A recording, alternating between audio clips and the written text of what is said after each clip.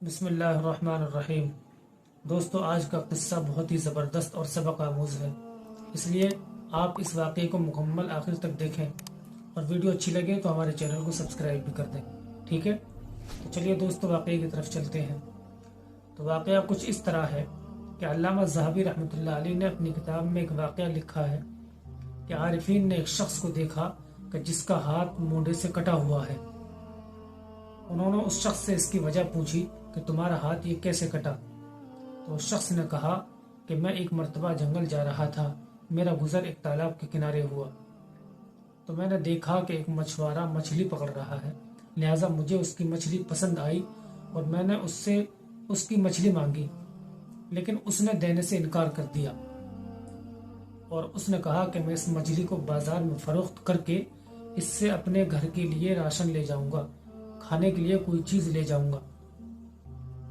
لیکن میں نے اس سے اس مچھلی کو زبردستی چھین لیا، اور جب میں اس مچھلی کو چھین کر اپنے گھر لے جا رہا تھا تو اس مچھلی نے میرے انگوٹھے پر کاٹ لیا، لہذا مجھے سخت تکلیف ہوئی اور میں گھر جا کر سو گیا۔ لیکن جب صبح کو اٹھا تو دیکھا کہ میری انگلی پک رہی تھی، سڑ رہی تھی۔ میں طبیب کے پاس گیا اور طبیب نے کہا کہ تمہارا انگوٹھا سڑ چکا ہے، لہذا اس کو کاٹنا پڑے گا۔ میں نے اپنا انگوٹھا کٹوا لیا، لیکن تکلیف کم نہ ہوئی، لہذا میں دوبارہ طبیب کے پاس گیا تو اس نے کہا کہ تمہارا ہاتھ بھی سڑنے لگا ہے، لہذا تمہارا ہاتھ کوہنی سے کاٹنا پڑے گا۔ میں نے اپنے ہاتھ کو بھی کٹوا لیا، لیکن تکلیف کم نہ ہوئی، لہذا میں تیسری بار طبیب کے پاس گیا اور اس نے کہا کہ تمہارا ہاتھ میں آگے بھی سڑاؤ پڑ چکا ہے، لہذا تمہارا ہاتھ مونڈے سے کاٹنا پڑے گا، لہذا میں نے اپنا ہاتھ وہاں سے کٹوا لیا۔ لوگوں نے کہا کہ اگر تم پہلی ہی بار جب تمہارا انگوٹھا کٹا تھا، اگر تم اس شخص سے جا کر معافی مانگ لیتے کہ جس کے اوپر تم نے ظلم کیا ہے، جس غریب کی تم نے مچھلی چھینی ہے، اگر تم اسی وقت جب تمہارا انگوٹھا کٹا تھا تم اس سے جا کر معافی مانگ لیتے تو تمہارا ہاتھ بچ جاتا۔ تو وہ شخص کہتا ہے کہ میں نے اس شخص سے معافی مانگ لی اور میں نے اس کو سارا واقعہ بتایا، لہذا اس نے مجھے معاف کر دیا۔ تو دوستو، یہ ہے کسی پر ظلم کرنے کا انجام۔ بعض مرتبہ ایسا ہوتا ہے کہ انسان کسی پر ظلم کرتا ہے، کسی کمزور پر، کسی غریب پر زیادتی کرتا ہے، تو اللہ رب العزت دنیا میں ہی اس کا نتیجہ دکھا دیتا ہے۔ اس لیے دوستو، ہم کوشش کریں کہ ہماری طرف سے کسی غریب کو، کسی کمزور کو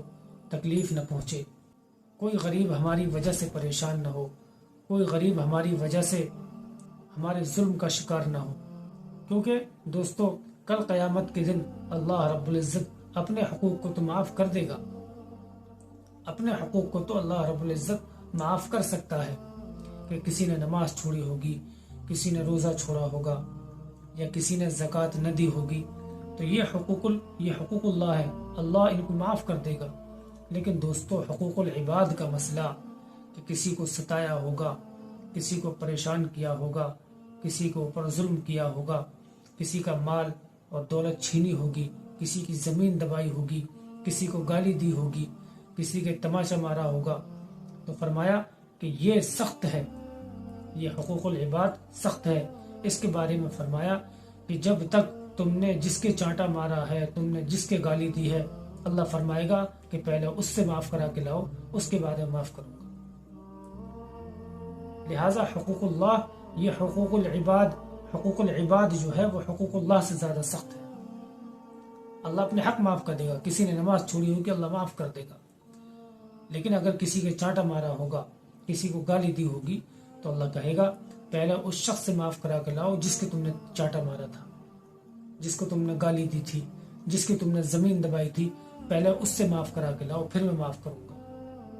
دوستو، قیامت کے دن نفسی نفسی کا عالم ہوگا، کوئی ایک شخص ایک نیکی دینے کے لیے تیار نہ ہوگا۔